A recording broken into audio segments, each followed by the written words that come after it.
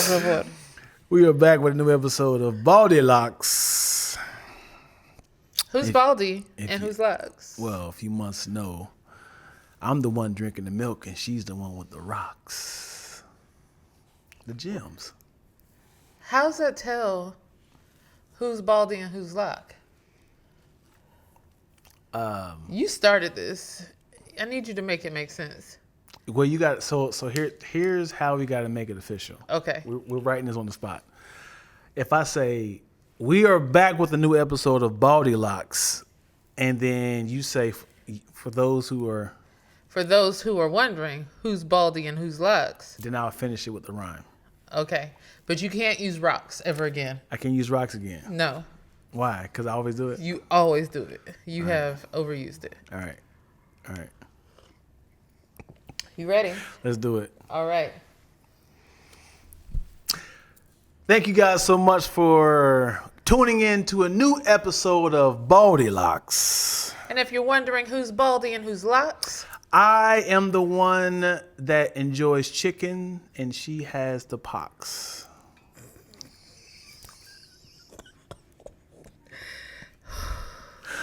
we're gonna you need to work.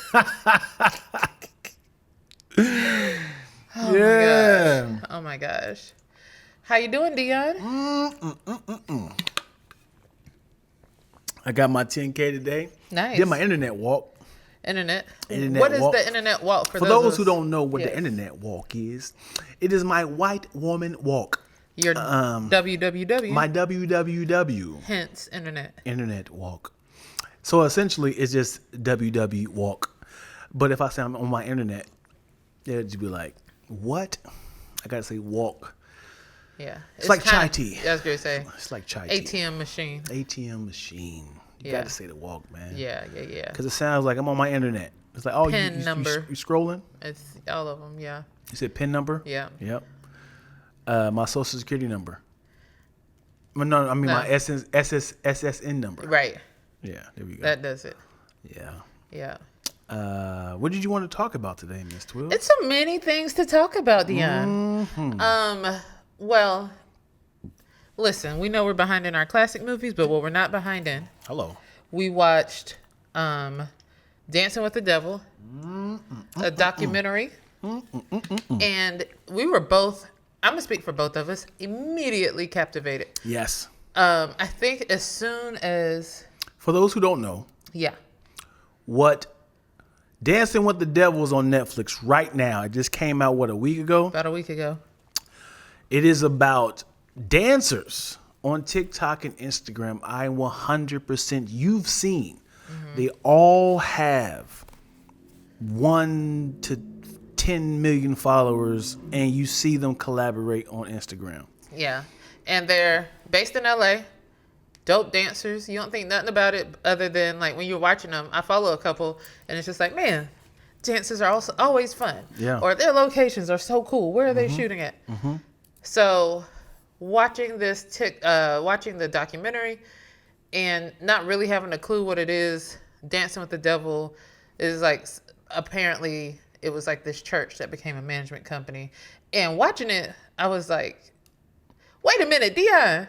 I know that girl. I know that girl, yeah. And I was like, and maybe because you're part of this sort of world. And I was like, wait a second, I know him. Right. I follow him. I know his name. And then we were all in. All in. You know why we were all in? Why? Because they're practicing something that we practice as far as the love of God. Right. And I was like, where would I would have been a part of this. Right. But where did it go south for you? Because all it is just Bible study. Right. It felt like it. They sold on it. So I don't want to give too much away for people who are not watching, but is this idea that this person recognized that, hey, these dancers need management, and he's already a pastor, so it's kind of like he added that element of church. And so for sure, like they were all going to Bible study, they were going to church. I would have been all up in there. Like Bible study, church, I'm in. Sounds good. Oh, and I get to utilize my craft. And it's not even like I have to utilize my craft in the church. I can still use my platform, get to do what I want to do, and staying focused and grounded with a bunch of like-minded individuals. And it didn't feel criminal because it's like, hey, I have this many followers and I'm broke. He said, let's see what we can do with this. I'm going to create a management company so you guys can collaborate with each other. Y'all just focus on dancing. And I'll get you guys some sponsorships. I'll get you some brand deals. I want that now. Yeah. That sounds great. Yeah. Sign me up. Right. I think it went dark. There was like a couple of things where it was like, okay, well, I think the minute you start saying like, you gotta die to your family. Also, like, I'm heavy, like, I won't say I'm heavy in the Bible. I know my scripture. So it's not, I feel like there have been moments I've been like, okay, but that's not what the Bible says. Like, I'm that person. I question everything. But when it got dark was like, when it was like, you're a close-knit family and all of a sudden you're not talking to each other anymore. And I was like, you're cutting off communication with your family. Yeah. And that for me, I was like, yo. Well, I think it worked because you come in broke with nothing. Yeah, for sure. And then you start getting money. You start getting more followers. You start getting more exposure. You live in the dream, yeah. You live in the dream. You get in a house. You're no longer homeless. And then it was like, listen, this is all God, which 100% could be. Amen. This is all God. And if you want to keep getting this, you have to pretty much rid of the people who are opposing or trying to drag you down. And he made his seem like his friends and family or what? I don't even think he did that. He was like, so like in the main girl's case, I think his position was like, well, you said your family's not very religious. Your sister's skeptical. She didn't join. So she's going to try to talk you out of this. They're not religious. They don't get it. In order for you to save their soul, you got to die to them so they can get in heaven. That was part of his tools. Yeah. Of course, he'd be like, okay, well, I don't want my family to go to hell. Right. So, cool, I'm in. Yeah. Yeah, it sucks, dude. Yeah. And we don't know all the things that he has said behind closed doors of some sort of like ritual they did of like this is how you purify your soul, and we don't know. Moyo says, sounds like a multi-level marketing scheme. It 100% 100% is. 100%. Yeah, the deeper you go, because it goes beyond the dancers. Like, he had an actual church, and then you get to meet some of those church members, and you hear about their experience. And then some of the dancers who came out of it, you hear their experience, and you're like, oh, this man he do this. Yeah. And what sucks is when it gets murky is the things that you cannot get rid of if you are a believer Christian, the things you really can't get away from is if you're following this practice, because he's the manager, you got to pay him 20%. Right. If you are in this church, you had to pay 10%. Like, they automatically took it. Right. There was Automatically? No choice. It wasn't. Well, so one girl explained it like, she was like, his wife had her pre-signed checks. And so they just took the amount that they want. But I think in another guy's case, there might have been a little free will, like, oh, well, you have to pay. This is what it is. You have to pay 10% for tithes. You got to pay 10% for offering, which is not a thing. 10% to the man of God. The man of God That's fund? wild. That's wild. That's where it got murky. Nah, the 10% offering got murky for me. Yeah. But 10% to man of God. Management and ties is what that's I would have been sold from that. That's cool. But then they were but like... also, hold on. But before you say that, it gets kind of sketchy because it sucks because the manager and the pastor is the same person. So even though you would have paid it regardless, it feels kind of weird that it's the same person. But it's also like, I think the man of God fee is what people think tithes are in traditional church, which is, but so for him to come out and just say, man of God. You got to pay me. You got to pay the man of God. Mm-hmm. And what's wild is this man already had like a huge house, nice cars. So it's like, why am I paying you on top of your 20%? Right. You're doing okay. Right. So basically, they broke down a check. Like if he got, I forget the amount I think he got like, I don't remember. Say if it was $36,000, he got paid a gig $36,000. At the end of the day, he only saw like less than 1,000 of it. Mm-hmm. Yeah. Which is crazy. Because we all know that in a perfect world, the tithes and offering is going to the facility, the faculty, lights, rent. Yeah. To keep the lights on. Right. And possibly donate to the orphanage or homeless or giving back. You know, that's where the money is going to.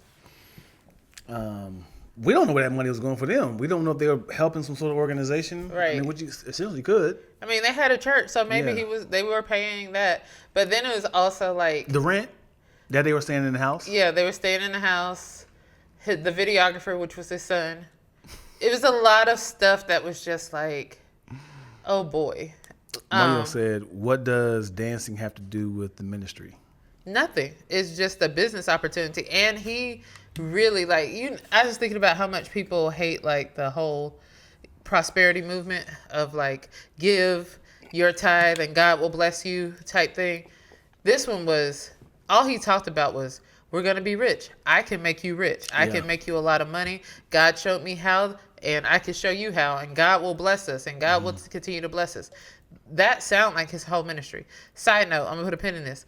I don't know. I looked up. I can't verify that that's his actual audio from the church. It sounded like they never really established his voice, right? Mm-hmm. Outside of those videos. Yeah. So I'm like, is this his actual voice? Was this voice recordings, or did they go to a voice studio? That was just something I can't find. Right. I need to look into the credits actually. Yeah. Because it did feel like a secret audio being recorded. Right. Which here's where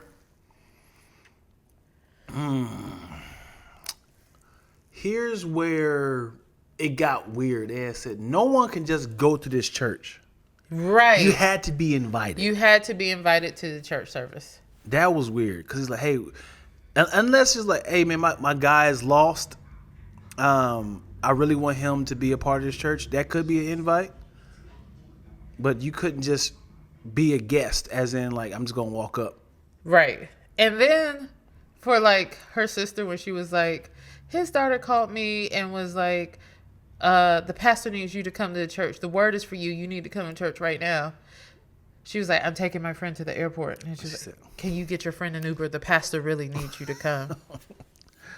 And then she's like, that's when I realized that this church was not. It's not right. Yeah. Yeah.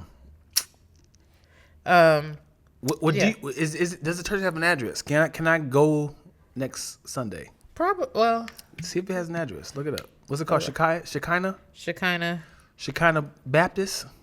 What religion practice was it? They didn't say. It probably is non-denominational. Non-denominational. Because it wasn't affiliated with any other church. And for them to be believers of Jesus, God, I don't know what they. Shekinah church cult. Golly, dude. Oh my gosh. I thought you found the address. You found that. Yes, we that's what it said as the Netflix. I don't know why you're so excited about that. Just that it just popped up in my search. Yeah, I lost my thought now. Sorry. What up, Spicy? Spicy in the building. I'm still looking. Yeah, we are talking about Dancing with the Devil. The 7M cult on Netflix. You should check it out, Spicy, if you haven't. It's got a 1.0 on Google. What? I don't know if this is the actual. No, this one's on Vermont. I don't well, she kind of want to. Yeah. But also, if this was a Christian dance group, they had no music that was dancing too. They had like Lecrae or Annie Mineo. They were dancing to the oldies. Right. It wasn't like this music is captivating to an audience, which it could have worked if you had some sort of like. I mean, it wasn't like they weren't ever presenting like not. It still was like wholesome content type thing. Sure, but use this opportunity. Because he had said we're dancing to music that no one else is dancing to, which is 100% true. Right. They're dancing to Michael Jackson. They're dancing to, like Diana Ross. Yeah. Random music. They danced to Dreamgirls. Like they did the top 10 from all the major decades of music. That's what he did for how he chose a lot of the music. So he's like, it's already popular music. Let's dance to it. So my question for you, Dion, after watching this doc, do you feel like you could easily get pulled into a cult? Yes. Really? Not easily. Uh-huh. I would say I'm interested. You're interested. I mean, honestly, let's define cult. Right. Let's define cult, because I don't want to say all groups, fellowship, can be defined as cults. So a cult Gatherings. is a system of religious veneration and devotion directed towards a particular figure or object. In this case, it was Robert Shin. Yeah.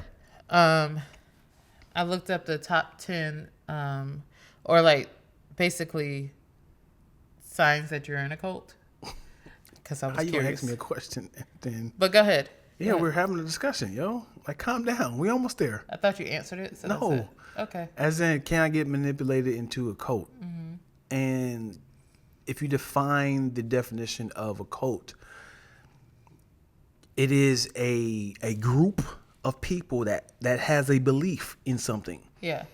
And it will eventually get to a point where a Bible study can become a cult. Because if it is one person that is teaching the word and say, hey, next week you can teach this word, next week you can teach this word, but then all of a sudden we've all practiced or had our discussion on of a certain topic, we don't think it's a cult, right? We're all discussing, and then someone could be a favorite. We want to hear what he has to say more, and then it'd be like we don't want to preach no more. We want to hear what you, because we are intrigued at what you're saying. But then what are your actions beyond just that? Like, you can like somebody can deliver the word, great. We have multiple pastors at church, and there's people that you prefer to listen to over another. That doesn't make it a cult necessarily. But what is it? Like I said, I'm going off the top of what is essentially cult again? Because you had said it's a group of people who are gathering together, who are worshiping one person, a particular figure or object. A relatively small group of people having religious belief and practices regarded by others as strange or sinister, or a misplaced or excessive admiration for a particular person or thing.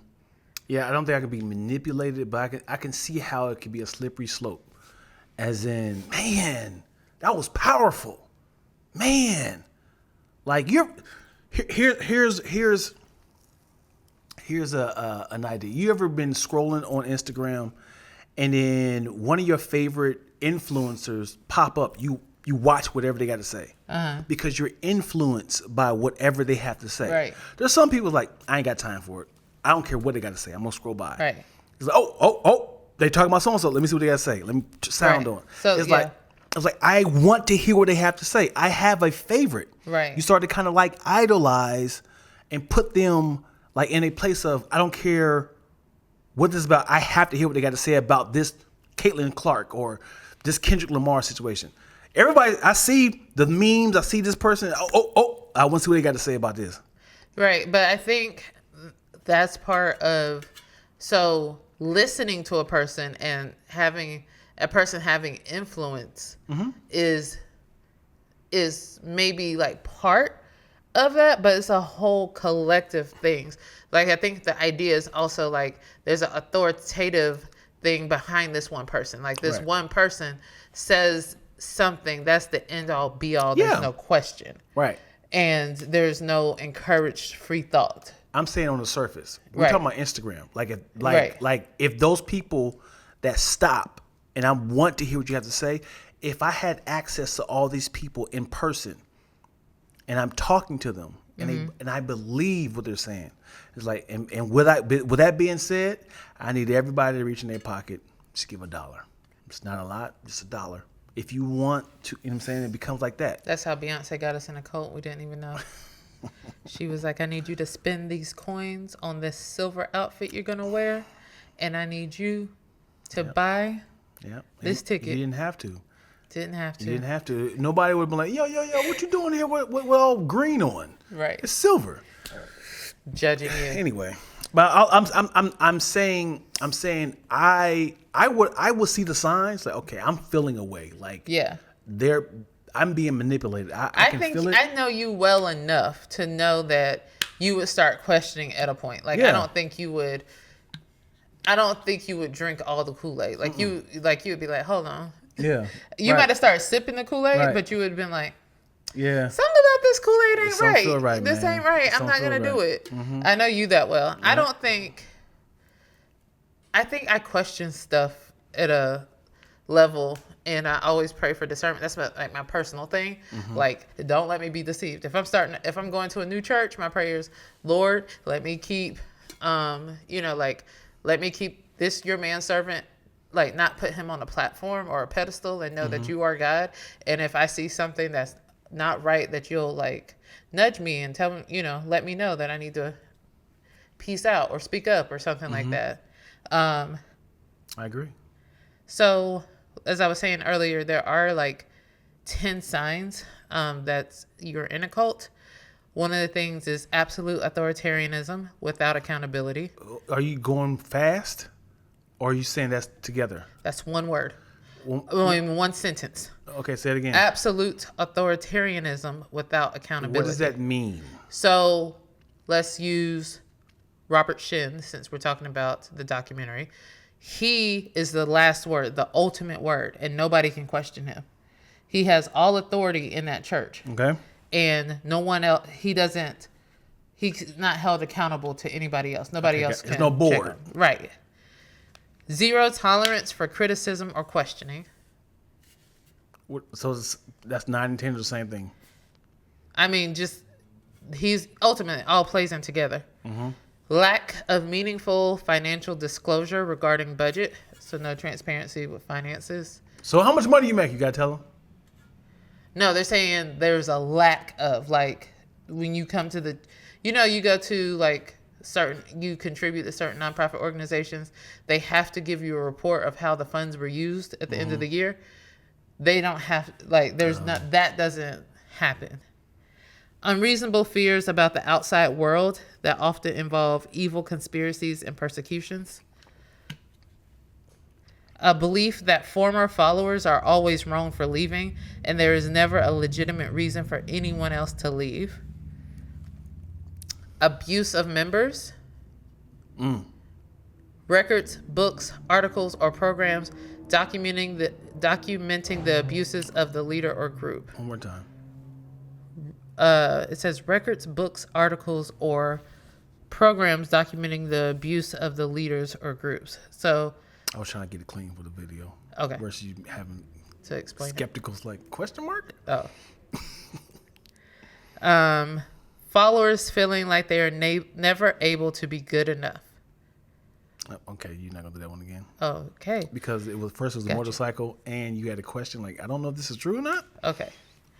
Records, books, articles, or programs documenting the abuses of the leader or group. Followers feeling like they are never able to be good enough. A belief that the leader is right at all times. A belief that the leader is the exclusive means of knowing truth or giving validation. And then that was the last one, but this goes on to say, cults are dangerous because they typically rely on deceptive and authoritarian practices to make members dependent on and obedient to the group. Cults often cut members off from other forms cut members off from other forms of social and financial support, and pose both physical and psychological risk to members of the group. This is the Kool-Aid. You drinking it? Yeah.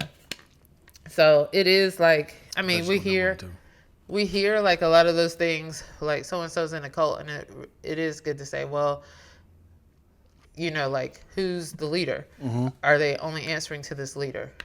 Is the leader exploiting them financially or physically, mentally? Is there abuse going on? Can you get kicked out of a cult? I'm sure you can. You been there like, we need your money, Dion. Nah, we good. Keep talking.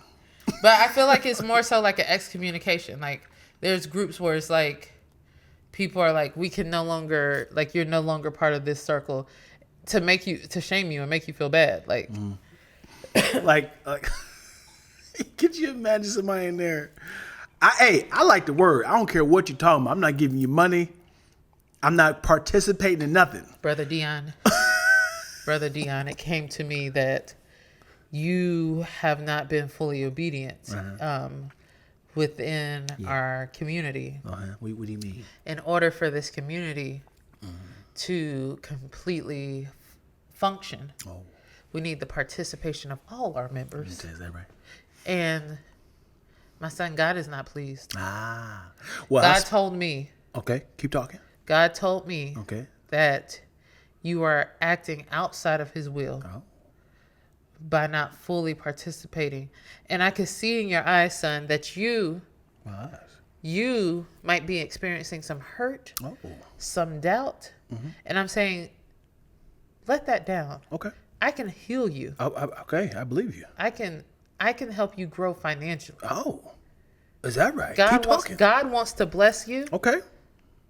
God wants to use you, but it's a but. If you don't allow him, if you don't put your pride aside, you will go to hell. And God told you that directly. God told I'm God. I'm the man of God. Before I make any decision, can I pray to God myself? Listen. I'm just trying to figure out where this is at in the Bible. Listen, you can always pray to God yourself. Okay. But I am God's vessel here on earth. I think I got stuck on I am God, and I am God's vessel here on earth. I think we all kind of can be used by God, and I want to talk to him directly. All right. So but I see that you're creating a schism here in the body. Okay. And listen, listen. There's other people here in other members here. And everybody is conforming and upholding their duties as part of this community. And if you don't want to be part of this community, I do. You don't. I do. I love your word. You're not fully committed to what God has for you in your life. No. I just want to be on the outside looking in. You can no longer participate in our gatherings. Okay. Listen, let me tell you something. Actually, security. No, listen. I got hands, okay? Listen, right. This is private property, and now you're trespassing. I just want to hear your word. I don't want to get anything. I'm willing to swing. You're not willing to be part of this community if you're not willing to do what the man of God has instructed you to do. So I am the man of God. The word comes through me, and I have told you so. If you like the word that you hear on Saturdays and Sundays and Wednesdays and Tuesdays, you need to fully commit, or you're just only exploiting and using God for your own personal benefit. And that is disgusting. And you are leading your family down a path to hell. You will die tonight. I think that was loosely based off of your own agenda. Listen, I just got here to LA. I just got here to LA. All right. I'm sorry. We can't have this conversation anymore. You are now trespassing on private property. You have to go. Okay. You have to go. Before I go, you have to go. We can't hear no more. Excuse me. I gotta knock you out. Before I go, I gotta knock you out. That is not I apologize. That is not the man of God. That is not the agenda of God. Excuse me. Can we get him off? Thank you. You'll be listen, members. You can no longer speak to Dion Lack. He was a plant from the enemy himself. You got knocked out, and they're like, now you are no longer to speak to him because he's knocked out. So before I go, I want to let everybody know, y'all in the cult, listen to what he is saying. If you don't give up money, like I did, get your hands off me, bro. If you don't get bro, you see what I just did to him, right? If you don't give him money, you will be sucked into the cult. Powerful word. I love the word. Listen to what he's saying. Find it in the Bible. All right. Powerful word, bro. If you don't get your hands off me, I'm coming back to. I'm coming back to. I'm coming too.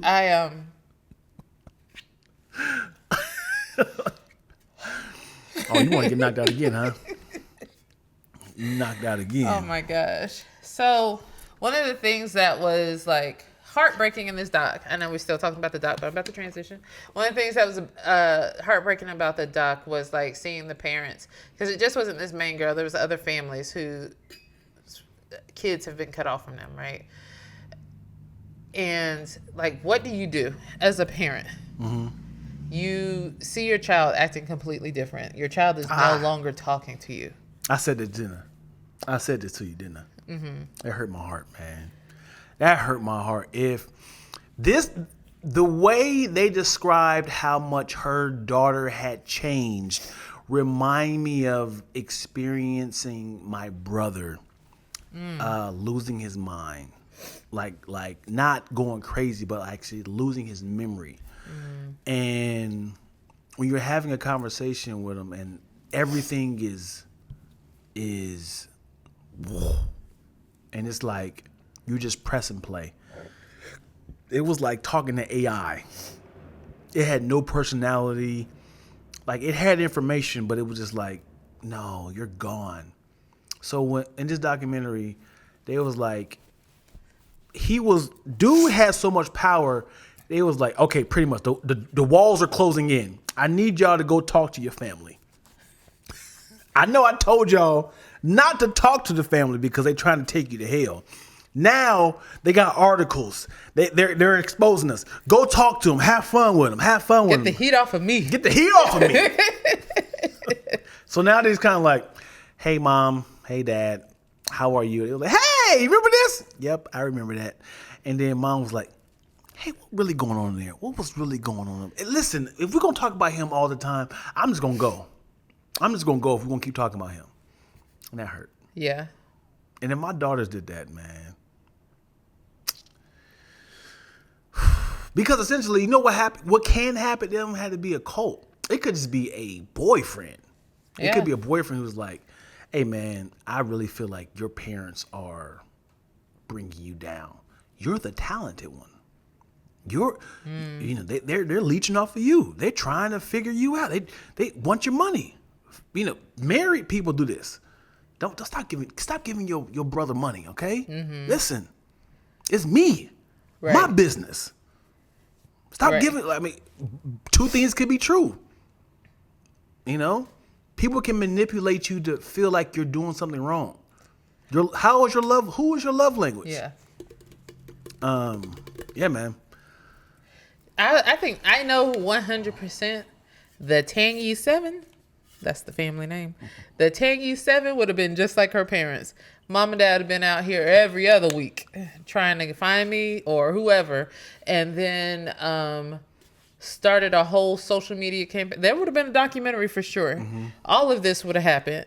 I think the privilege is that like her sister, like, cause they started off as a couple, dancing team. Mm-hmm. The Wilkinsons? The Wilking sisters. The Wilkins? Wilking sisters with the G. Wilking sisters. And so they both, so she had a platform as well. And so was able to also create like some, hey, what's going on? Yeah, for sure. You know what I forgot about that? What you forgot about though? Was Sinister, where he was like on his counter, like he felt the walls closing in. And he was like, you know, first he was like, yeah, go talk to your families, record them on social media, spin it. Pull the race card. Tell them you're not talking to your family because he said, use the race card. You don't remember him saying this? No. It was one point where it was like, she felt like when her family first came on social media and was saying, we're concerned about, Miranda. And then, so after that, directly after that, it was like, you need to meet with your family. record all their actions the whole time, and then try to spin whatever you can to make it sound like they stopped talking to you because your boyfriend is black. Oh. And so in his thing, he was saying, use the race. We got to use whatever we got. Use the race card. That type of thing. Moyo, the preacher is Asian. I think he's Korean, to be specific. Okay. I'm about to say, are you saying I'm wrong? No, I'm just saying specific. Yeah, to be specific. Yeah. This sounds very racist. Don't say it then. Don't do it. No, it's not. Can you tell the difference between all Asians? If you've seen like 7 Asian descent people from like Philippines, China. Not necessarily, but that's also like to the point, like, so there's some very distinct features about certain people, but there's also like people share borders. So it's like not always that distinct. I think for me, it's better, like, if I see the names, I can see, like, I'm better at that. And do you think, can you tell the difference between black people? As in, he's definitely from Africa. He's definitely from Jamaica. He's definitely from, no? No. You hear the accents or something? So, like, there was a point in time where I was like, I can point out Africans. But the older I got and the more black people I started to see, I was like, nah, we all from the continent. Like, there were some distinct crossovers. And I don't know if you've ever gone, like, I think my dad one time was like, Dion looks like he got some Senegalese or somewhere over there. Yeah, he was like, they be telling you your roots. Oh, you definitely look like you from. Yeah. You're the Twee people. The Twee. You can definitely tell Ethiopians. Yeah, Ethiopian, Eritrean. They're all, You got that forehead. Not the forehead. Yeah. So with that said, also, you posted something yesterday that was kind of interesting. Was it yesterday? Yeah, last night. Yeah. I do want to talk about, is there a difference between being a parent to your children and guiding them in right from wrong versus children with boundaries? As in, yes, we can tell our children what time to go to bed, what to eat, don't go there, this is dangerous. But then there's also now, in this day and age, it's some murky water when it comes to who to love, sexuality, how to dress, religion, these sort of practices.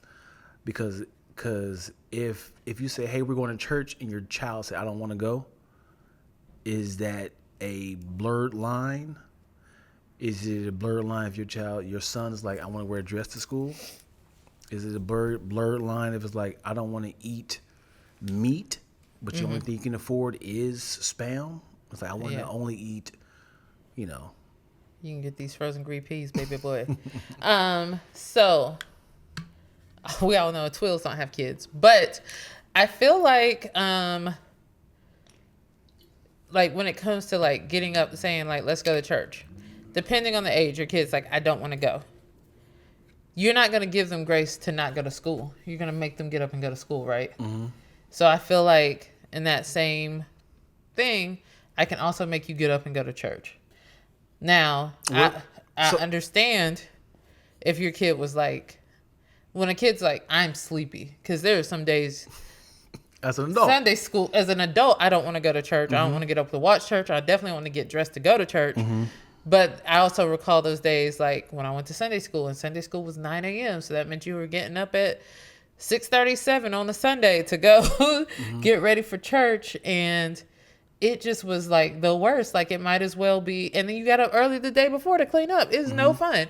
So I understand like that. Like, Mom, I'm tired. I don't want to go. But it's also like, depending on your belief, you do want to raise the child in your ways, and knowing that once they're out of your house, they get to make their own choices and live their own life and do their own things. So I think there is like nothing wrong with that. But it is like, like you don't want to indoctrinate your child. You want their child to have like their own certain beliefs, but I think you raise people to be good citizens and good people to the best of your ability. And you kind of have to learn to say, like, no matter what, I'm gonna love you. Your kid's like, son's like, I want to wear a dress to school. Is it just a 3-year-old wearing a costume? Is it a bigger conversation behind it? Is it like, I think so quickly, and this has always been, we've told like kids, like, stop acting gay, stop doing that, that type of thing, where like, you're the person introducing that thought to that kid. Like, that kid never had that thought. That kid was just being themselves. That kid maybe just saw the mannerisms of the women that they were growing up around, and that's just what they copied and what they emulated. Right. So I think it's a further conversation. Like, you're like, hey, okay, nice dress. Why do you want to wear it? Like, I just like how it feels. It's so comfortable. It's open, right. Or I feel like this is me. Like, I think you have to have conversations. I don't think parenting, this is not one size fits all. Like, right. Each child is different. Both of your girls react differently to different things. You can't do the same exact thing for each child. Yeah, I think to make it parallel to what I'm saying, it would be boundaries, not as far as I just don't want to do it, as far as like alternatives. Like, if you like, hey, we are a Christian family and we're going to go to a Christian church. And then your child's like, hey man, I've been watching videos online. I kind of want to be a Jehovah's Witness. I want to switch things up. I think this is a better move for me. Or if they like, hey, I realized I don't want to go to public school.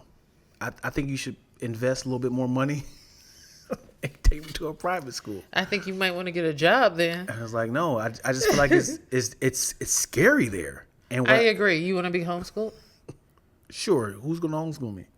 I got you. I need you to figure this out, man. We got a community. So how does that work? Because it's like, do what I say. I wish my kid would be like, you need to invest a little money and send me to private school. I don't like it here. Yo. That's so funny. Terror.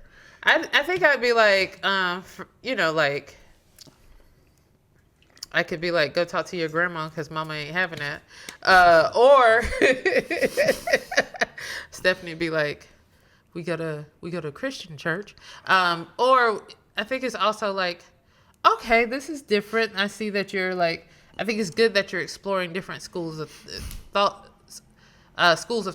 So like, you're interested in Islam, like let's have that conversation. We're going to church today, but we're also let's further your research on different things. Like, how did you land here? I want to have a conversation and be part of that journey with you before I just allow you to go to some place that I don't know particularly what they practice and what they believe, because we have certain rules in this household that we do things a certain way. So with your interests developing, I don't see harm in doing research together as a family, or you and I. But today we're going to church. Yeah, because you told me that your parents had different religious backgrounds. Yeah, my dad's, all falls under Christianity, but my dad was Catholic when I was growing up. And my mom went to Baptist church. So it's two different churches on Sundays. But to that same thing, so we got to decide which church we went to. And if you wanted the quick service, you went to Catholic church.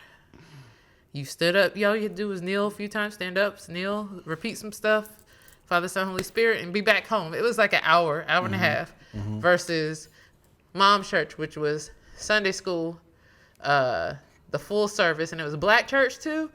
Ooh, and then they had this thing called Bible training unit afterwards. Bible training unit. Oh, it was a lot. Wow. It was a lot. But that's where I get, I know that's how I'm down with the culture like that. You know what I mean? So how did that work? What happened? It was like, okay, I give up. Like, who said, okay, I'm sick of doing this to the kids? It wasn't ever too heavy. Like, I think we were all baptized in mom's church. So dad was always there. Like if we were singing in the choir, dad was there. He volunteered at the church. Like he didn't go to the church necessarily, but he would be there cutting the lawn. Like he would be helping out. So my dad was always still active in our church. And by time, I think I was in college, they started going to a non-denominational church. And, you know, that's when dad was like, okay, I'm joining. Like he was all in there. So it never felt entirely weird because it wasn't like dad was opposed to coming to church with us.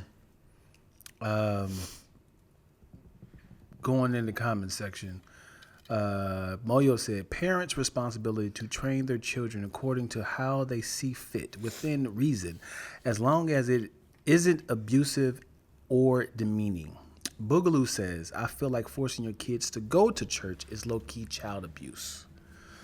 What are your thoughts on that? I felt like I think like, I don't think, so I'll say this.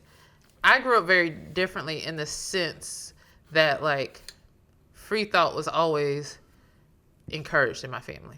Like you could question any and everything, and there was a discussion around those things. So it wasn't necessarily like, so like, yes, church was part of the thing that we did, just like we got up, we went to school, we got up, we went to church. But we were always encouraged to question any and everything. And I think like growing up like that made stuff feel like less abusive. So it's hard for me to imagine a person who grew up feeling like they had to be dragged to church and hating every minute of it. That sounds like that could be like, I understand that sentiment where you're like, that's low-key child abuse. But then again, like, I think it's only when I came to Cali I've seen this. Like people who like let their kids just stop going to school. Yeah, that's wild. I knew people who were like, if you don't want to go, you ain't got to go. And then my kid, like a person I know, she was like, oh, my kid dropped out of school. She was 16. Oh, and she was 6. like, no, she was 16. She was just like, she just said she didn't want to go no more. I can't force her. Yeah. I was like, who the hell can? Who can't force her? It's actually illegal. Right. That's neglect. Yeah. And then, of course, when they turn 18, I'm like, I know you, like, but at some point you, like, encourage, like, hey, hon, now, like, if your kid's, like, super depressed and going through, like, certain issues, like, maybe they take a little time out or something. I get that. But to just be like, my kid is at home chilling. Yeah. Because they dropped out of school, because they didn't want to go, and I don't feel like I should be the person that forces them. Like, any other place that would be called, like, that's when you call that negligence and neglect. Right. Like, you know what sucks is your own personal agenda and your convenience. Ooh, this is about to hit hard. Your own agenda and convenience to yourself can definitely side with the opposing to your child. Like, say for instance, like, this school is down the street. I'm paying top dollars for you to go to this private school. Your child could be like, Mama getting bullied. Yeah. I hate it here. Right. Can you please let me stay home? Or I want to go to a different school. You're like, listen. If you go to a different school, it's going to make my life worse. Dang. It's like, because like now I got to actually take you all the way across town to a different school. I'm paying you top dollar. Only school around here is a public school. And I don't want to take you to a public school because, I don't know, for reasons.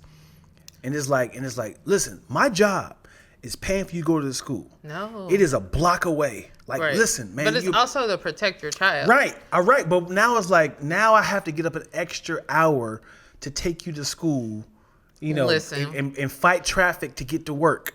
Yeah. You know what I'm saying? And you, who is going to say it don't happen again? You think as a parent, do you think, like, does that convenience win? Or do you say, I need to listen to my child. They're getting bullied. Yeah. I will listen to it for sure. But now I'm going to try to resolve it there. Right. Versus like, Before just yeah. listen, I'm working 12-hour shifts.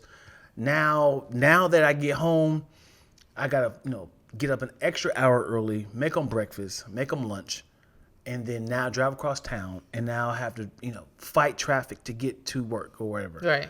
And it's like all because what's happening at this school.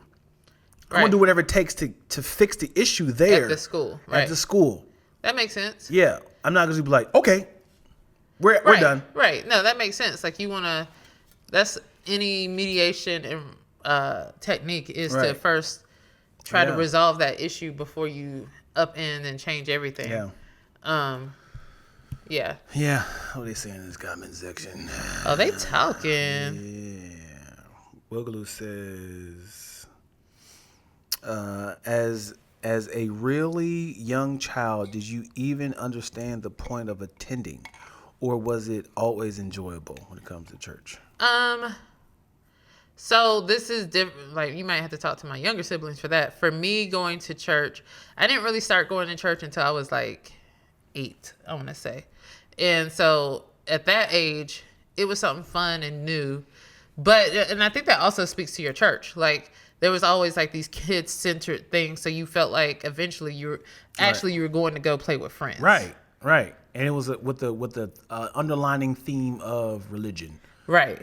It was you just went and some learned, sort of Bible stories. Yeah, you went. You learned these Bible stories. You always got a snack. You were hanging with friends. Hanna-Barbera or something. Hanna-Barbera cartoons. Yeah, those cartoons. McGee and Me, like whatever was out at that time. VeggieTales. And the snacks, y'all really set it off. Yeah. What's funny is, as I got older,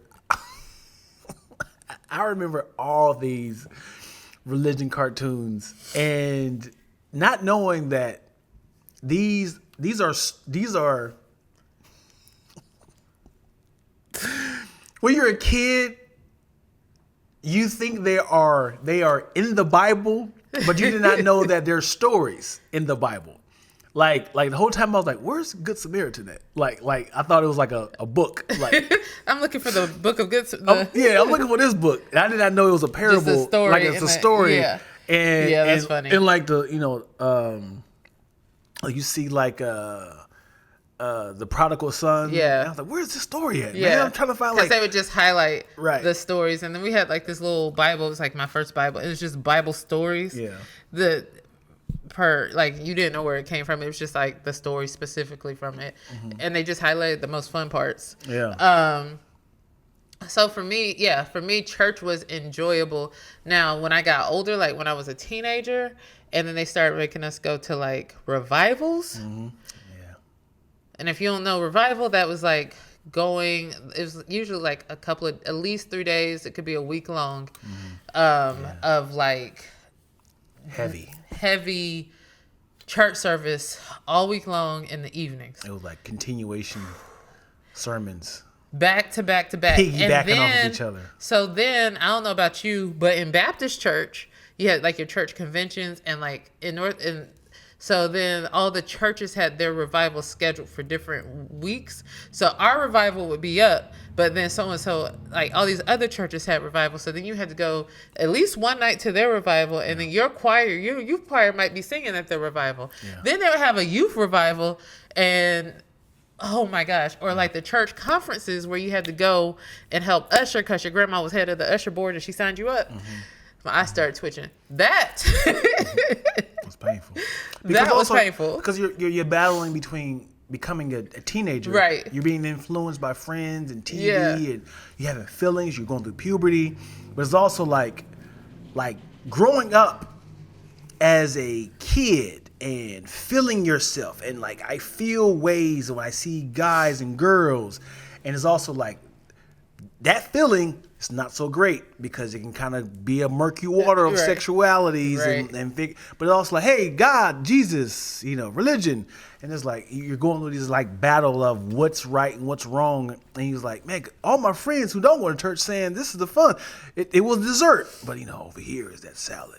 Vegetables over here. Listen, there was a couple of churches that the New Ellis Baptist Church youth, looked forward to going to when we had to go to revival, because that's where all the fine young men of God. Hello.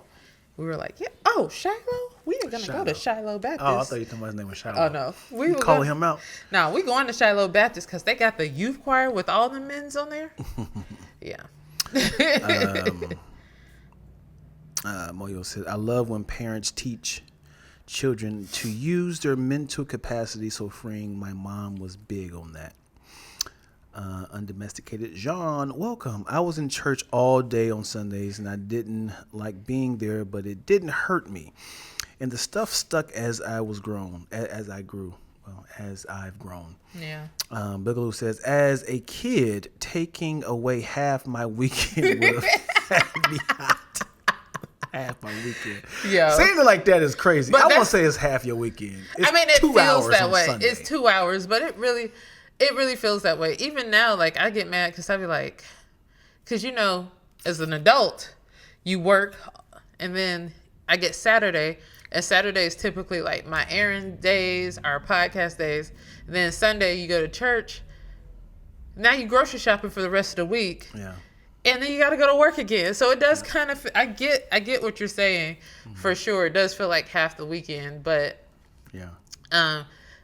Listen, my siblings and I, there's so much about church that we just, like, memories that we actually made that's just hilarious to us. Like, it's one of the, I think it's definitely like you had to be there, but there's so many, like, experiences. And I won't even say, like, all my siblings know Bible. We have our own faith, but we've been able to walk out our own faith or religion wherever those are. And that might not also necessarily align with how we grew up. But, like, in that, like, all my parents got is like, well, I raised y'all the way we knew, like, the best we knew. And we know, what's the scripture? Raise a child in the ways that they should go. And basically, like, in the end, they won't depart from it. And like Undomesticated John said, it will stick with you. Yeah, it did. Like, even if you don't have them same beliefs or practices, you'll be like, oh, you know what? This is a good lesson. I remember that. You know what helped with my mom going to church? What? Because my mom was really big on church, but I started to kind of peep that she enjoyed going to church because it was her family's church. As in, my grandmother went there, and she grew up at that church. Yeah. And what happened was you start to grow up with your friends. So she's going to church, enjoying hanging out with her friends. Yeah. And it was just like, a hangout spot. You talk before and after church. You be in that church parking lot like, I'm ready to go. Every church had a Burger King by the church. That's hilarious. And my church was in the country. We had no such thing. So after church, we would just go to the Burger King because we knew my mom was going to talk for like at least an hour or two. Oh my God, they be talking lot. so long. Because like, hey, church. what happened? Yes, we going to have to meet them. I was like, let's go to Burger King, man. We'd be in the car waiting for so long. Like, if they look up, see, we all in the car ready to go. Yeah. The kids are not running around anymore. Yeah. It is time. Yeah. Because it's like, oh, this is her fellowship. Yeah. I did not like, Mom, let's go. Who are you talking to? I'm hungry. You gonna cook when we go home? Exactly. Hilarious. I want to go home. Getting home was a feat, y'all. Yeah. That part is true. Yeah. That is true. You ever skip church? Oh, never. No? As in, like, you went to church, and then your mom was like, I'll meet you after church. Nah, I played. One, when I was old enough to do so. Yeah. Our church was in the country. Yeah. Where was I going? Two, I was in youth choir. I was on usher board. I was involved. Like, I would speak on youth Sundays. Like, I was involved. You had a tiny church, right? Yeah, it's a small church. Got too. you. And so all of us sat on like Population the same of row. what? 100. That's not bad. That's not that bad. It depends on how big the building was pretty big. Okay, that looks bad now. Right, but so the teens will all sit like on the back row. Yeah, of course. And don't act too foolish, because then Stephanie would. My mom has this thing, and she'll give this look, and her eyes start twitching, and you just be like, Yep. But yeah, so no, I never did that. Bethesda Temple on Salem Avenue. We had about maybe 500, 600. It was Like basically went to a mega church. Well, also, I'm thinking like me as a kid, it may just felt big. Yeah. So being a small adolescent, I'm probably there's a lot of people here. Everybody's taller than me, so I probably can go there now. And was like, man, it's not that big. Right. So this me remembering, like, man, it's a lot. Church had 50 right. people. Maybe so. What's sad is going to a church from born from birth to like 12, and you see the pastor, and then I went to a different church. My mom started going to a different church. I don't know for reasons, I don't know why. And then you go back as an adult, you be like, I forgot pastors do get old. Right. Like, oh no, he lost weight. He's like brittle. He's just mumbling. You be like, oh man, I forget that. They get old. I got old, but I forgot that he get old as well. Yeah. Cause he was all youthful and bouncing around the church. You be like, oh. Yo, I saw my childhood pastor. Last time I saw my childhood pastor and his wife was at my grandma's funeral in 2017. Mm-hmm. Made you sad. Full hair, full white, both of them. Mm-hmm. But when he got up there, because he did the sermon or whatever, I was like, oh yeah, that's Reverend Ponda. He still got it. He got the hooping and the hollering. Yeah. But I also realized this is so wrong. The pastor's wife, she was so like, we are grieving. Mm-hmm. My grandmother has passed. This is her funeral. We are a close, tight-knit family. We are hurt.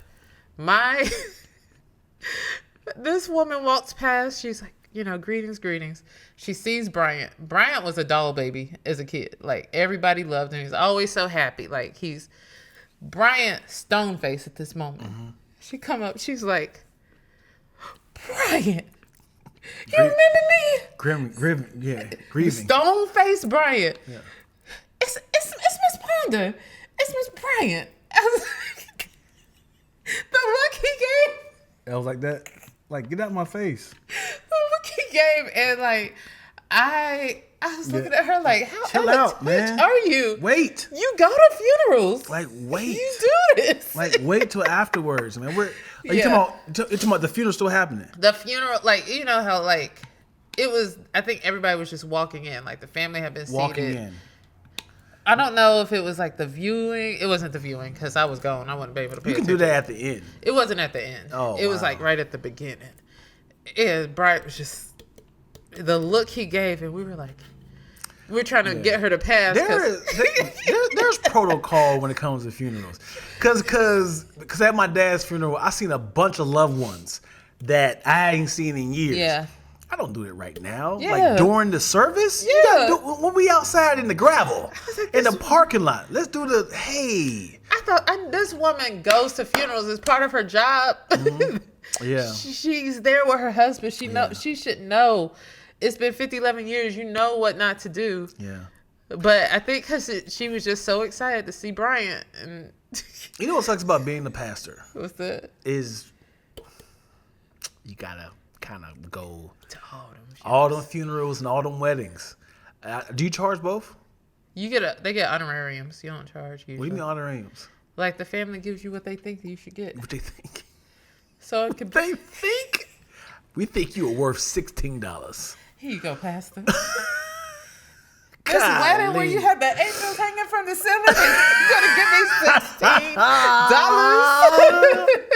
$16. Really?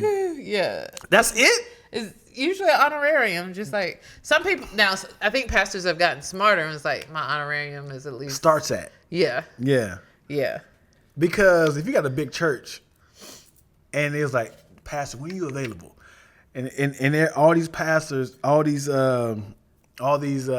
members are waiting for his availability. It's like, God, all my open days, they gonna keep following. That's why you got like those bigger churches. You got the other pastors. Like, all right, you won't get this pastor. You're gonna get. I want him. I don't want Pastor Thomas. I don't want Pastor Clarence. I want PT. Okay. Matter of fact, do we really have a relationship like that? No, son? listen. I need you to baptize us first the day before. Not taking up all his time. Not taking up all his time. I want listen. If we have to push the wedding to your availability, I need you there. Son, I don't really do weddings anymore. What's your price? Stop playing with me. We got so many other pastors. Why me?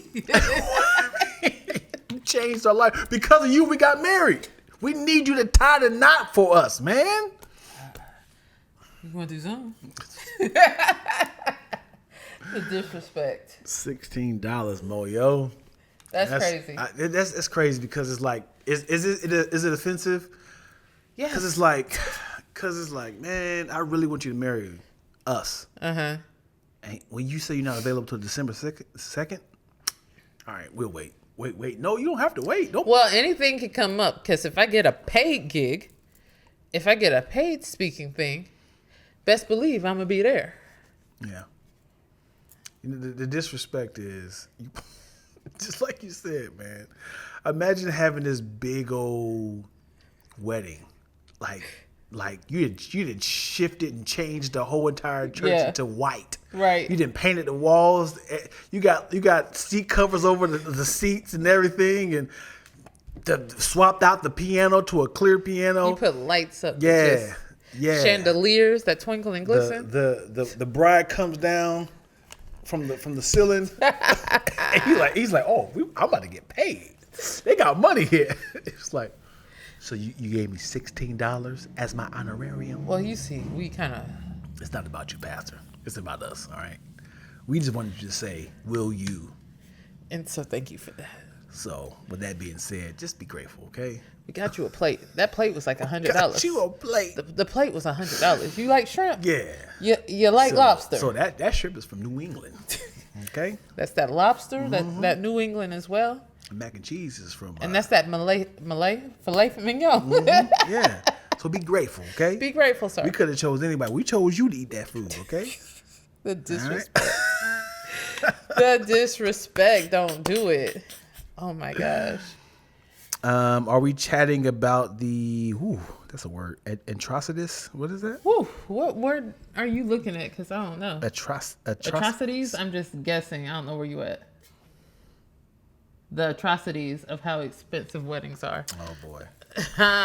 You should nose up. Weddings. Listen, people, let's not only weddings, prom season just passed. Oh, boy. I seen this one headline and I refused to click on it. Yeah. Mom spent $27,000 on her daughter's prom. Meanwhile, I'm over here living in a fucking hovel.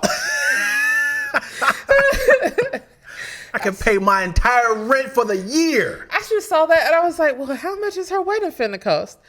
I mean, I think weddings on average are closer to like 45, 30, between, I want to say 30 and 45 nowadays. What if I just lie to make my child go viral? It's like, you have no idea what I had to spend. I spent $37,000 on my child's wedding. Oh, for what? This dress right here?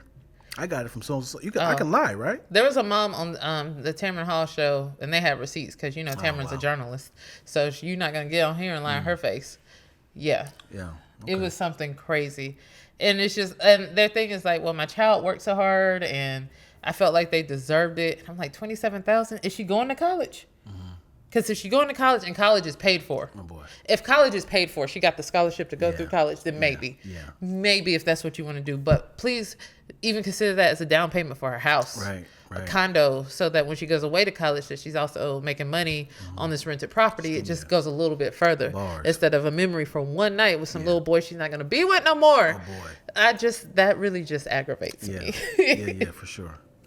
For sure. What's his name? Lil Rel says, people should invest in the marriage and not the wedding. Period. I agree, 100%. Put all your ducats, your money, your into thoughts. therapy. Yeah. One another, spending time into the marriage. Because, I mean, and while a wedding, I'm not saying don't have a wedding ceremony. I think weddings are beautiful and it's a wonderful place to celebrate your day with your family. There was this show called, I forget what it was called, but basically it was like, the concept was, do you want to buy a house or do you want to get married, have a wedding? Mm-hmm. And the overwhelming amount of people chose the wedding. Mm. One of these things happened right before COVID. They chose a wedding. Then the wedding had to be postponed because of COVID. Mm. I think they were like living with her mom or something. Yes. And I was like, see if y'all invested in that house. You've been in your own house. This would be a good idea. I hope somebody stole this idea. What if you had a surprise wedding for your guest? I've seen these. I like when people do these. Yeah? Yeah. As in like if I was like, we should tell all of our friends and family that is a surprise birthday party for the opposite person, right? Yeah. So they'll probably already bring gifts and stuff. So it'd be like, it's a surprise. Well, it sucks because some people actually know their birthday and stuff. Right. So if it was like August 2nd, it was like, listen, they're about to start. Why would they buy gifts? So the ones I've seen, they've said, they've like, hey, we're having an engagement party. Or, and people bring gifts to an engagement party. Okay. But and the engagement party really is just the celebration of, hey, we got engaged. Mm-hmm. And they're like, no, this is actually the wedding. Mm-hmm. And yeah, that'd be dope. Cause what would be dope is,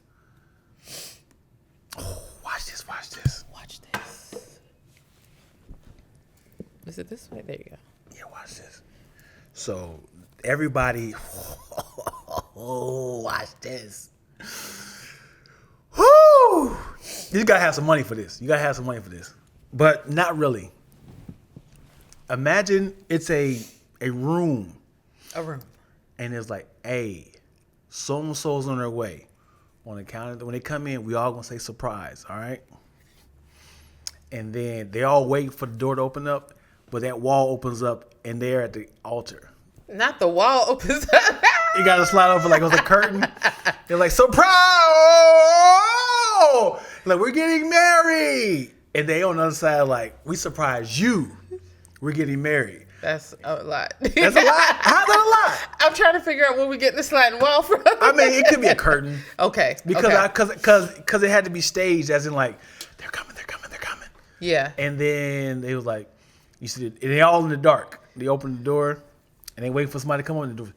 The doors open up. It's like, and you see the pastor and they was like, what? We're getting married. That's funny. Everybody's like, oh my God, we're the one getting surprised. That'd be dope, right? That'd be dope. Come on, man. Come on. I'll give you that. Come on, man. I'll give you that. In the comment section, is that dope? Would y'all like that? Would y'all like to have a surprise? Surprise.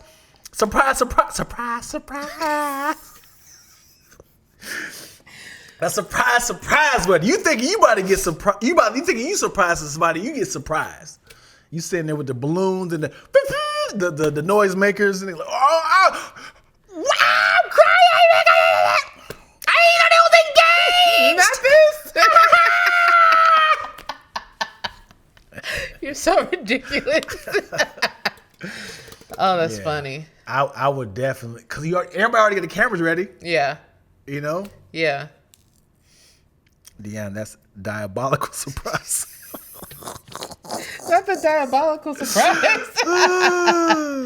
The best part of the wedding is the cash you get back, but that is probably a cultural thing for me. Hey, I'm African. There is money dances fully in this. Yeah. I like, or also like, we're at the age where people are like, I have a whole house. You don't need to give me gifts, but if you want to contribute to the honeymoon fund. Yeah. Yeah. Yeah. Or could you have, this sounds tacky. This sounds tacky. If Dion's saying it's tacky. Because you can't get away. If I was like, we have a Kickstarter for our wedding. Okay, but I know somebody who did this. Yeah? Like, help us pay for this wedding. Honey, I feel so messy talking about this. out loud. Yeah, just to say you heard about it through me. So you were telling me about this person who had pretty much like got engaged. They couldn't afford a wedding, so they sent like a letter to all their friends and family, and that was pretty much like, hey, as you know, we want to get married. It's really expensive.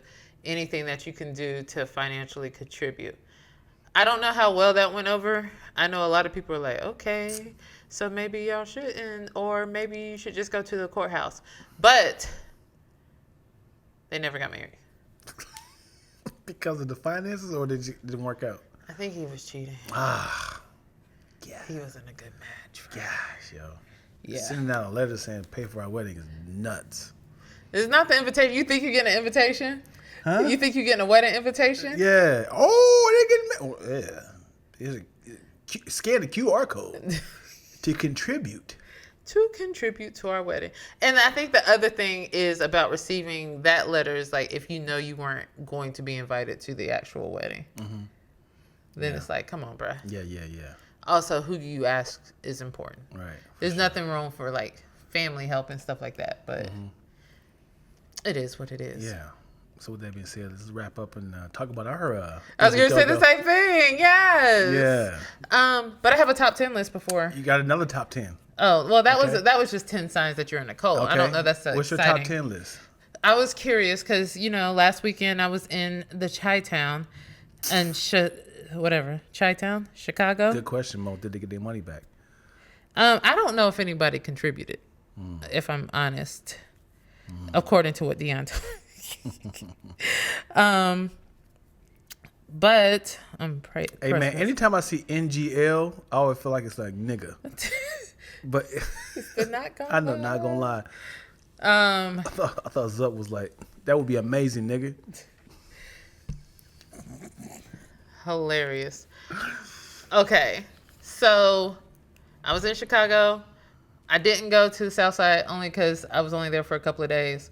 But I also was like, is South Side a place that you travel and you could go anywhere and you're fine? Or, you know what I mean? Like, or is it like, hey, just don't go if you don't know it? That was my thought. And then I was like, I tend to go and visit and be in some dangerous cities. What are the most dangerous cities in the U.S.? Say it again. What are the most top 10 dangerous cities in the United States? Okay, I'll go first. Okay. Chicago. Not on the list. Detroit. Not on the list. Oh, I lied. Detroit's number 2 on the list. Detroit, Michigan. Okay, Detroit. Oakland. Let's see if Oakland's on this list. Boy, you say Detroit, we fighting. Sorry. Number 2. No Oakland on the list. Memphis.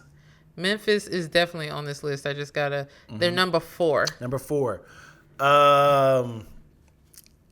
I have to be specific about the New York Barrels? No. Or to say New York City? Yeah, none of them are on here. Jackson, Mississippi. Jackson, Mississippi? No.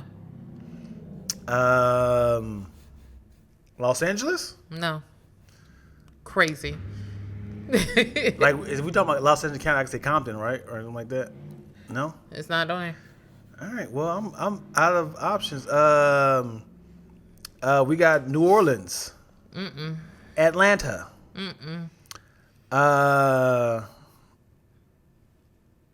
Miami. No. Yikes. Right. All right. Number 10 on the list. Go for it. Indianapolis, Indiana. Indianapolis is on the list. I never heard somebody, hey, nigga, I'm from Indianapolis. It's one of the top 10 most dangerous cities in the U.S. What is this off? What is this based off? The BBC Science Focus. Somebody from over in Britain? Using figures from the FBI, we have measured and ranked our dangerous cities according to the number of serious felonies recorded per 100,000 people in 1 year.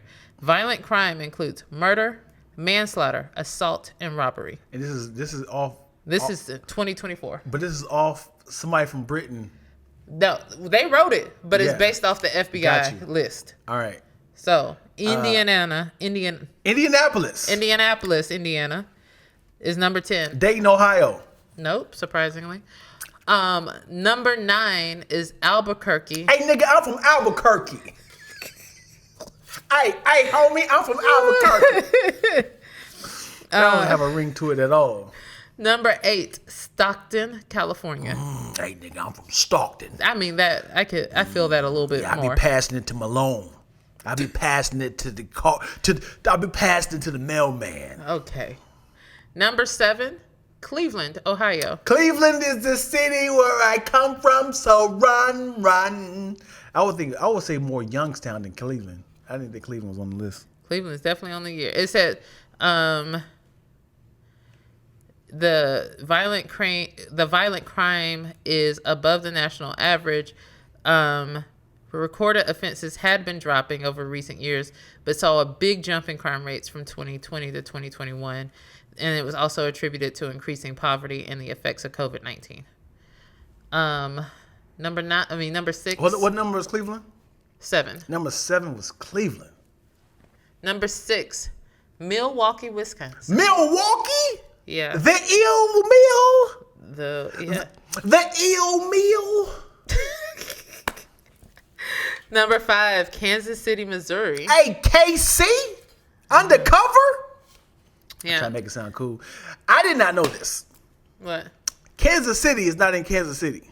There is a Kansas City in Kansas City. Kansas City is not in Kansas. There's a Kansas City, Missouri, and a Kansas City, Kansas. Okay. Well, you got me on that then. So which one is Kansas City, Missouri is. Okay. Yeah. Well, somebody did Reggie, who's from Kansas City, Missouri, was like, "Hey man, I need for y'all to not stop saying." I think he's from the other one. Where's he?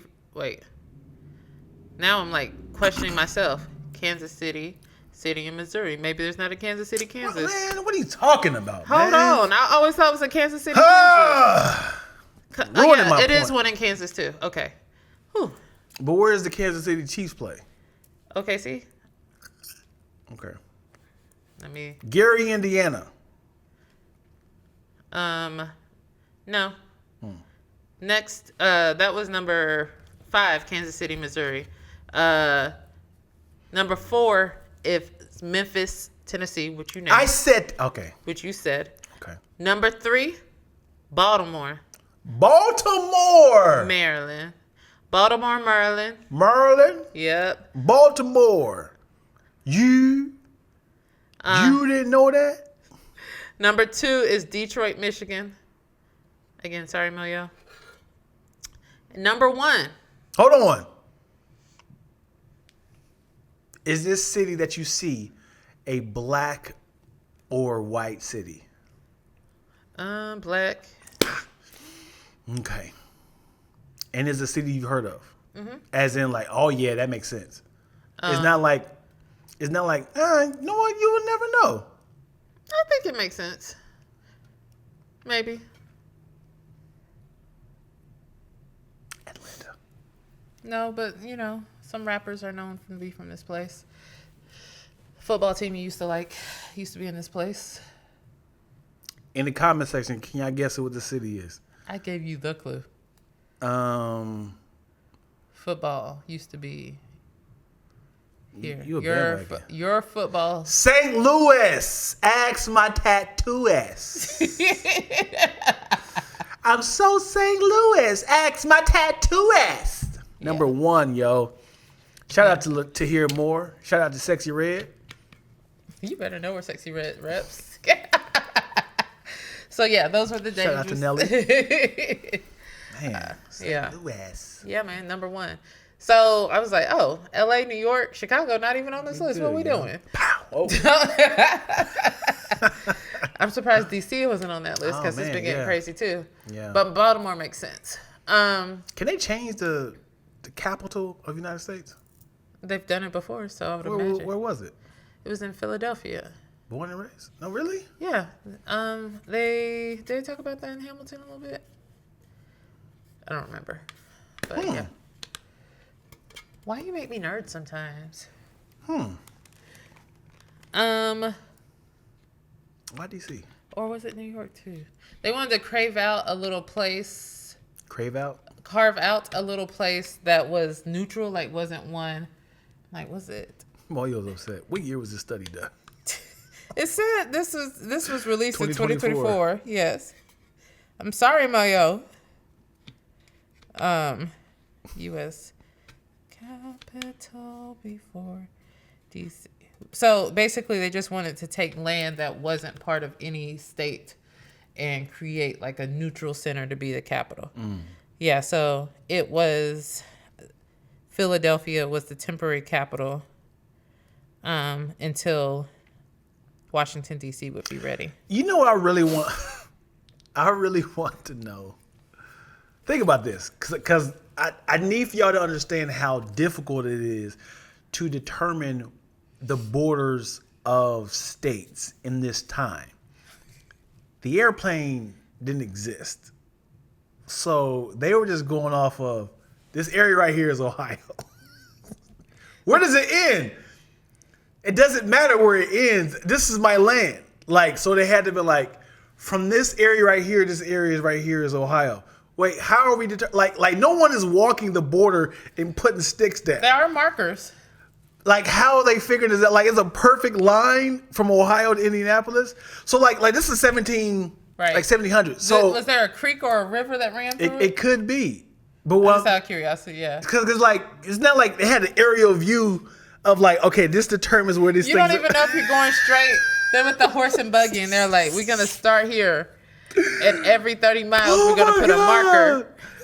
This is wild. They were just like in the there's a bump in the road there. We're just going to go around it. We're going around it. Because in a perfect world, if they had an aerial view, it would be a perfect grid of like squares and which is kind of what I feel like you get like Colorado. Yeah. Those western Once states. you start going west. Yeah. But it was, I think it had to be determined from like creeks and how like on this side over here is because them borders don't make no sense. It don't make sense. Because there's like a little box up on Texas on the top part. Yeah. I was just like, how do you get that? Like, why didn't you just cut it off? Oh, I had bought this from Jimmy back in. And then like Oklahoma has like a little strip on top of it. And I was like, how do you, it has to be something that's like cutting them off, like a street or something. Something. Yeah, they had to probably separate from streets. But you know, like have you seen that video about the line between Canada and the U.S. and like it's literally a forest. Yeah. So they had to like go through and clear the actual land to show. To just separate them. Yeah. Yeah, I think I reposted that or something like that. I love facts. I love like how they discover stuff. They're like the longest road. Yeah. In the world. And his YouTube algorithms really is just random facts. Yeah, I was like, what are you watching? Yeah. There's a road a highway that can take you from Alaska all the way down to like South America. But they have like a little gap that you can't go through there through a road. But if you like travel like a motorcycle, you can get back on the road. But I see that. Does it go down all the way to Chile? Like yeah, okay. It's one highway. Wow. That will go from Alaska through America all the way down to South America through Mexico, all that. Crazy. Yeah. Crazy. I'd like to see that. Yeah. When I tell you, I love origin stories. Like he watches the videos of like the tallest statues in the world, which are creepy to me. Them statues at some point. And they put them side by side. Yeah. Like, this is where you think the Statue of Liberty is tall. No. Sit next to the Washington Monument. Oh, next to the the Gandhi. Right. Next to it's like, oh, this is weird. Yeah. Like, the tallest man in the world is this tall. And then the tallest is this tall. Yeah. But we said we're going to get back to we're going to actually talk a little bit about our Indiegogo fundraiser. Thank you all so much for contributing, spreading the word. And the gospel. Our Indiegogo is live if you don't know. If you don't know, season 2 of What You Know About That, You heard that, Moyo. What's about that? We did the standard English way. Yes. This time around. Why For the Dion? hashtag. Because when you're promoting a show, you got to have a hashtag so people can find other clips of your content. So I had to name it exactly how it sounds, because even when I originally named it, I was like, is it a T on what? Is it WHUT? Is it chew? Is it chew? So I was like, Yeah. I'm messing up on my own. So I had to rename it for the sake of branding. Yeah. So we're kicking off season 2. We're actually shooting at the end of the month. We're excited. So many of you have reached out and said, hey, I want to help. You have reposted. Some people have contributed, and you see the people have contributed on Indiegogo, but we've had also people contribute directly to us, which we accept as well. That is lovely. And we appreciate that. Some of you have been asking, hey, what are some ways that we can show our support? And I'm going to tell you how you can fuel this movement. 1, cash rules everything. Everything around me. So please feel free to go ahead, click on our Indiegogo link, and give a donation. Listen, there are levels to our donations. There are perks. We've got shout outs we do. We're going to be sending out a digital mixtape. Some of y'all are going to get BTS access on the days that we're actually shooting. You're going to be in with us live, be able to participate a little bit. You'll get your name and credits at certain levels. You could get a VIP all access. That includes some merch. Yes. What you know about that merch. Uh-huh. And finally, you can give at the executive producer level. So that gets you credit as an EP on a show. And people actually negotiate this on heavy things. So we you finance us, we'll give you a credit. You don't have to do much about that. We already got somebody who's already what level are they on? Executive producer. They already executive producer. Yeah. Man. Yep. Other ways you can show your support. Run, tell that. Spread the word about our campaign. Share the link with your friends and followers to boost our visibility. Show some love. Engage with our content. We thank you all for doing that, because this crew does it all the time. They show up for us all the time. Please share on your pages and your profiles. Get your friends and family to contribute as well. And lastly, just hook us up. Sharing is free. Sharing is free. Posting it in your story is free.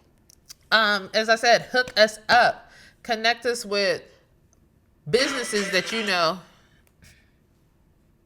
Connect us with businesses that you know that will be interested in sponsorship. That could be catering, because we're going to have to feed our crew. That could be styling our host, which is Dion Lack. Hey! Who wants to style Dion? Hey! That could be any number of ways that you just want sponsorship. You want your product shown. Just connect us, and we can handle that. And also, y'all, I'm looking for a few rising music artists not to be on the show, but also to feature their music. I think it'd be pretty dope if we get some rappers, singers. We can feature their music in our transitions and stuff. And they can be on our show. Yeah. So that's the way. Tag them in our video. Yeah, this is important. If you're an artist, we would love to use your music as part of the show. That would help out a lot. Yeah, things like that would be great. Yeah, share. Free. We all all right. So thank y'all for all of your support. Apologies in advance, because I'm going to be posting, reposting. I'm going to start tagging some of y'all too. I'm going to tag people up in this, because we want to get the word out. We want it to be big.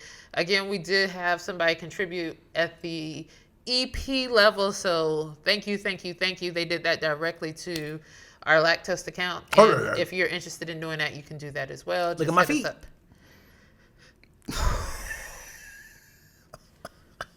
Take this man nowhere. That's my feet. Oh, y'all get on. He gets on my nerves. It is. So yeah, we're gonna wrap this thing out.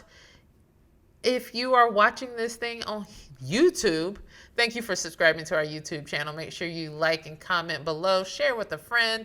Hit the notification bell so you know when we go live, when we have new videos out.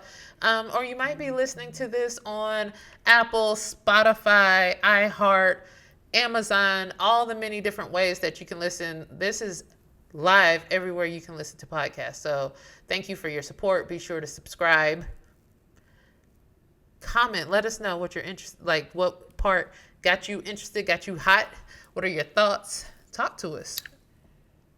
And as always, thank you guys so much. Toodaloo. You know what I thought about? What did you think about? I ain't press record. I press record, Dan. That makes sense. Hey! T. Gibbs. Or Gibbs? Gibbs, for sure. So dope, y'all. You know what I